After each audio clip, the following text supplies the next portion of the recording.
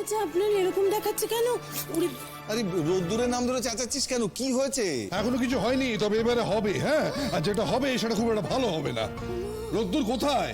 রোদ্দুর, রঞ্জা তুমি বা কোথায়? রঞ্জা, কি হয়েছে? কি আমার পাড়ায় লোকজন এসে হুমকি দিয়ে যাচ্ছে ওই ময়নার জন্য। হ্যাঁ, আমার সামনে কেউ কোনোদিন একটা কথা বলার সাহস পায়নি, আর সেখানে আমার বাড়ির সামনে আমার পাড়া এসে আমার থ্রেট করে যাচ্ছে।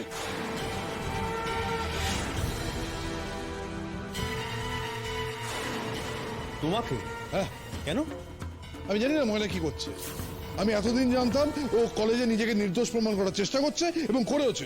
এখন শুনলাম ও নাকি থানা পুলিশ করছে।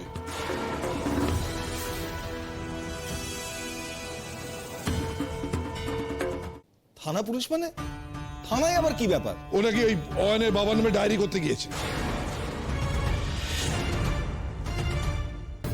অয়নের বাবা? এখানে অয়নের বাবা কোত্থেকে এলো? সে আমি জানি না, আমাকে বললো যে অয়নের বাবা বোধহয় ময়নাকে রিকোয়েস্ট করেছিল ও যাতে প্রিন্সিপালকে গিয়ে বলে ওই অয়নকে রাস্তাকে না করার জন্য।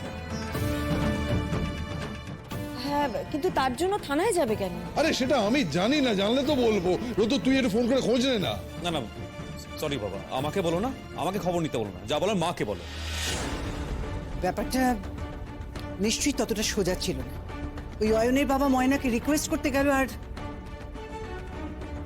ময়না গিয়ে থানায় নালিশ করে দিল। এত সোজা তাই কখনো হয় নাকি? নিশ্চয়ই তেমন একটা কিছু ঘটেছে আবার। আরে যাই হোক না কেন, ও কি বাড়ির বাইরে গিয়ে ভুলে গেছে যে এই বাড়িতে আরো কয়েকটা মানুষ আছে? ও যে এখন এই বাড়ির বউ, সেটা কি ভাবে না নাকি? ও কবে বা আমাদের কথা ভেবেছে বলুন তো দাদা ভাই? তাই নাকি রে মেজো? ময়না আমাদের কথা ভাবেনি বুঝি? রঞ্জা প্লিজ, ময়না হয়ে ওকালতি করো না। সত্যি তুমি ওর জন্য আর কত লড়বে বলো না? আর কত লড়বে তুমি ওর জন্য? এই যে থ্রেট করে গেল আমাকে, তোমার কিছু যায় আসে না না রঞ্জা? এরপর হয়তো রাস্তায় ধরে আমায় মেরে দেবে। দাদা একটা কথা বলবো?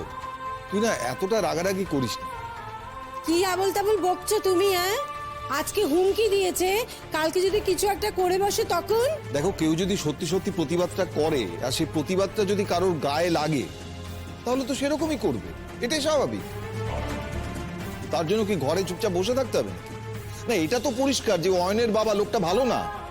ওরে বাবা, একেবারে বিশ্বের জ্ঞান নিয়ে দেখছি তুমি বসে আছো। কি করে বুঝলে যে অয়নের বাবা মানুষটা ভালো না? না বোঝার তো কিছু নেই মা। অয়নের বাবা যদি সত্যি ভালো মানুষ হতো তাহলে ঘরে বসে অয়নকে শাসন করতো, ময়নাকে বলতে আসতো না।